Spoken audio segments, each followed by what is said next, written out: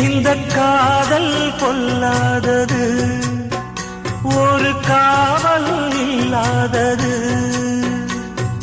ஊதக்காத்தில் வஞ்சி மாது ஒத்தையிலே வாடும் போது போர்வை போல பொத்தி அணைப்பே.